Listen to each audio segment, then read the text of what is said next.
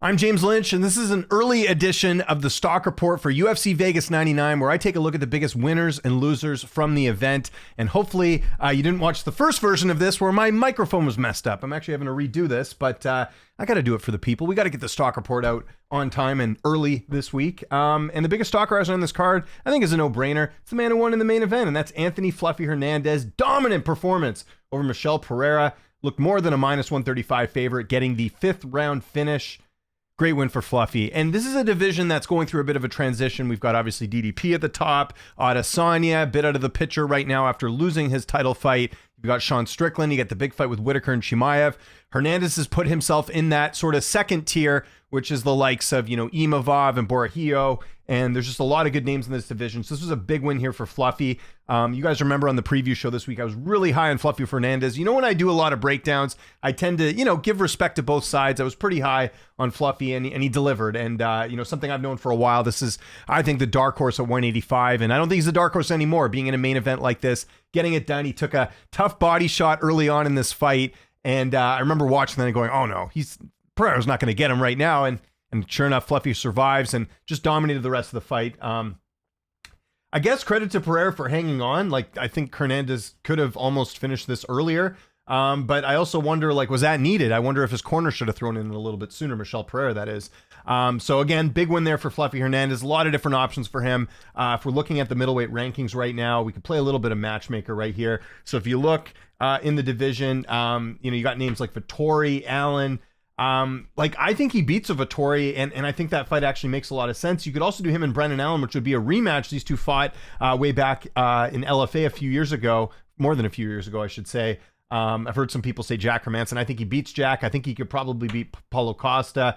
The Leadse would be interesting. So, and again, all good options here for Anthony Fluffy Hernandez going forward. We got to see what they're going to end up doing at the top here with Adesanya and everyone else, but huge win there for Anthony Fluffy Hernandez, my biggest stock riser. Now, another name that could have been a big stock riser on this card was Rob Font, coming through as a huge underdog here. And in fact, if you look at the odds when this fight opened, Phillips was only like a minus 200. People bet him up to a minus 455. If I knew the odds, I didn't check the odds today. If I would have known they were that bad, I absolutely would have bet something on Rob Font.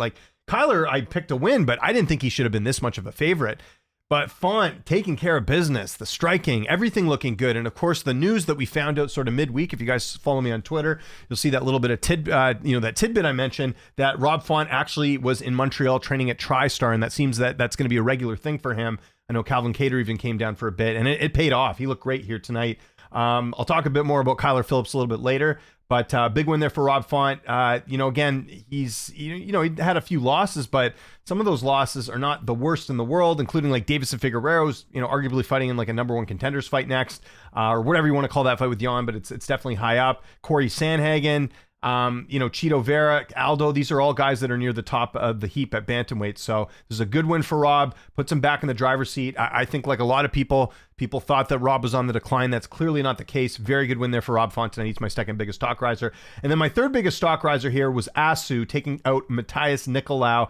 And look, I got this fight wrong. I thought Matthias would be able to survive because, a lot of people are saying Asu knockout. Guy hasn't had a knockout win in the UFC. So I figured, okay, well, Nicolau's not going to get knocked out, but it didn't matter. Asu won a decision here. Looked great. This was the type of win that gets me excited about him as a contender in the weight class at flyweight. A lot of interesting things going on, a lot of movement in that division. Asu looking good, taking out Nicolau and cementing himself as one of the contenders in that weight class. Do a couple honorable mentions here. Got to mention Cameron Smotherman, who took out Jake Hadley. He was a huge underdog in this spot too. Took this fight on a couple days' notice. You remember he lost in Contender Series a few years ago. Coming through as a plus 380 underdog, and no questions asked, he clearly beat Jake Hadley in this fight. So big win there for Smotherman. People know who he is now. Well, they knew him from before from Contender Series, but you definitely know who he is now, taking out a guy like Jake Hadley. A couple other quick honorable mentions. I actually didn't mention this in the first video, so glad we got it here. Energy Charles Johnson, got to give him some credit. How many wins is that now for him? Now, he was favored in this fight, but you look at the turnaround here. Remember, 3 straight losses. You think maybe he's out of the UFC. The UFC's like,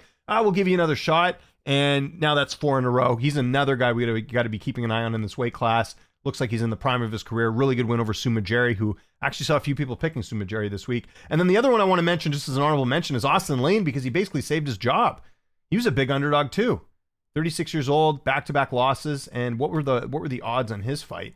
He was plus 275. So good for Austin Lane. I've known Austin for a while, former NFL player for people who don't know, and also radio host too. Big win there for Austin Lane, taking out Robulis on the first fight of the night. Let's get to our biggest stock droppers. And this one, you could have gone a couple different ways, but we'll go with the most significant, and that was Kyler Phillips. What a missed opportunity for Kyler Phillips here. Had a full camp. You're fighting an older guy. You're fighting a guy who's coming off a couple losses. And the cardio, I was just so shocked by that. That cardio is still a thing for Kyler Phillips. Like, it didn't really look so great for him. And Rob Font beating him on the stand-up, we sort of figured that was going to happen anyways. But yeah, that nice win streak he had, especially the win over Pedro Munoz. When he beat Pedro, I thought, okay, Kyler Phillips may be heading somewhere. Losing to Rob Font, that's tough. And it's not like he's super young here. He's 29. You can't be losing fights like this if you want to make a run at the title or become a contender in the weight class. So Kyler Phillips, my biggest stock dropper on here, missed opportunity big time against Rob Font. The other stock dropper, and he could have been number 1 too, Jake Hadley. Now look, I will say this, I have a little bit of empathy for Jake Hadley in the sense that, you know, a lot of people, when they think of a short notice fight, they tend to think the advantage goes to the fighter that was scheduled to be on the card. But I also think it's a disadvantage to the fighter who's supposed to fight someone else. Like, I don't think Brady Heaston and Cameron Smotherman are similar. That's who he replaced. So, you know, as far as, you know, I understand a little bit of that angle, but at the same time, Jake Hadley, minus 500, he's been a mainstay in the UFC. He didn't look so good tonight. You know, that's a couple losses now. And I think the key thing here for Hadley as well, you thought him moving up a weight class sort of got a new life, but he's lost 2 at flyweight. Now he's lost 1 at bantamweight. Tough look there for Jake Hadley. He'll be back, but his back's against the wall for sure after losing to Cameron Smotherman. So he's my second biggest stock dropper. And then the third one, this is pretty obvious. Robulis. Again, you're expecting, you're fighting a guy who's been finished in his last 2 fights. You are a finisher yourself. That's what got you signed to the UFC. All these first round finishes, and now back-to-back decision losses. I mean, the verdict's out. If you can survive the first couple rounds with Robulis, you're going to probably beat him. And Austin Lane proved that tonight. And you know, a lot of hype. I mean, there was a lot of people excited about him coming in the weight class, saying all these different things. I was a little bit more hesitant because of the opposition he fought and the fact that he just didn't fight that much. Like, all these were first round finishes. What can you really take away from that? And now it's starting to come to the surface that maybe he's not as good as we thought. So Robulis, another big stock dropper on this card. And that's pretty much it as far as stock risers and stock droppers. Maybe an honorable mention here goes to Nicolau, just because, you know, he was losing to some of the best competition. Maybe Yasu is that, so maybe I shouldn't be so hard on him, but that's a tough one. He's now lost 3 in the row. Do they cut him here? He's 31. Do you think he's going to turn a corner? I don't know. So he might get cut here. Bracatona, obviously, you know, had a full camp for this one, lost that fight. And then I got to mention Michel Pereira as well. And the reason he gets an honorable mention on here as a stock dropper is that, you know, all that momentum of him finishing these guys, and this fight with Hernandez was not competitive. Outside of maybe the first round, the fight was not competitive. If you're this middleweight killer, like your fans are claiming and saying you're going to be a tough matchup for all these guys because you're devastating striking, you got to have more competitive fights than what he had tonight. So clearly, Michel Pereira, stock dropper on this card here. I mean, he's a fun guy to watch. Don't get me wrong, but there were a lot of expectations from people being like, well, now he's in the right weight class. Now he can go into bigger and better things. That didn't happen here tonight. Anthony Hernandez stomping the boots on him in this fight. So I want to know in the comments your top 3 stock risers and your top 3 stock droppers. That's all I want to hear. And let's have a fun discussion about this. I love doing this after every card. We can talk about who the biggest winners and losers are. There's a lot of different ways you can go with this, whether it's odds or whether they're in the division or the context of the division or how they lost. That's what's so fun about doing this video series. I know for some people it's, you know, very obvious, like, well, you know, way to pick the obvious fighters, but there's a lot of different ways you can look at it. And I'm curious what your criteria is for a stock riser or stock dropper. Would love to hear from you.